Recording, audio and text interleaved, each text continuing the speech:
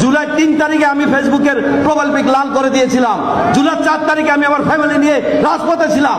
এই ইউনিফর্মের তোয়াক্কা না করে, এরেস্ট হওয়ার তোয়াক্কা না করে, চাকরির তোয়াক্কা না করে আমি এটা রাজপথে ছিলাম। আপনারা এখানে যারা বসে আছেন, আপনারা বলেন রংপুরে কতজন শহীদ হয়েছিল বলেন তো একজন। রংপুরে একজন সাংবাদিক শহীদ হয়েছিল, সেই সাংবাদিকের নাম বলেন। আপনারা কেউ তো সাংবাদিকের নাম বলেন নাই। আপনারা যে বক্তব্য দিচ্ছেন, আমি লক্ষ্য করলাম আপনারা বক্তব্য দিচ্ছেন মনের মধ্যে আপনারা একটা রাজনৈতিক উদ্দেশ্যের সাথে আপনারা মনের মধ্যে রেখে বক্তব্য দিচ্ছেন। এটা তো কোনো রাজনৈতিক দলের একার অর্জন নয়। এই জুলাই যুদ্ধ, আজকে জুলাই যুদ্ধ হওয়াতে আমি 17 বছর এডিশনাল এসপি ছিলাম। এখানে পুলিশ কমিশনার ছিল একজন ফ্যাসিস্ট, সে আমার জুনিয়র হওয়া সত্ত্বেও আমি কিন্তু এডিশনাল এসপি ছিলাম। আমি ডিএসপি প্রমোশন পাই নাই।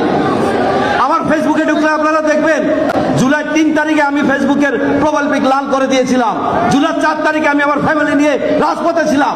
এই ইউনিফর্মের তোয়াক্কা না করে, এরেস্ট হওয়ার তোয়াক্কা না করে, চাকরির তোয়াক্কা না করে আমি এটা রাজপথে ছিলাম। কাজে এই জুলাই যুদ্ধ শুধু আপনাদের না, আমাদের ছাত্রদের সাথে অভিভাবকরা রাস্তায় নেমেছিল। অস্বীকার করতে পারবেন? এই জুলাই যুদ্ধ সকলে আপনাদেরকে মানুষের প্রতি রেসপেক্ট রাখতে হবে, সম্মান বোধ রাখতে হবে, মিউচুয়াল রেসপেক্ট রেখে কথা বলবেন। এখানে কেউ জুলাই যুদ্ধকে বিক্রি করে অর্জন করে কারণ এটা একার নয়। এখানে যারা বক্তব্য রাখতেছেন আপনাদের সামনে এখানে সম্মানিত লোকজন বসে আছে, এটা কোনো ফেলনা লোকজন নয়। রাজনৈতিক বক্তব্য দেওয়ার সময় আপনারা কাউকে ছোট করবেন না। আপনারা তো এখানে বক্তব্য দিবেন নিরপেক্ষ দৃষ্টিতে এবং সুন্দরভাবে বক্তব্য দিবেন সম্মান রেখে। আপনার রাজনৈতিক মাঠে আপনারা রাজনৈতিক বক্তব্য দিবেন।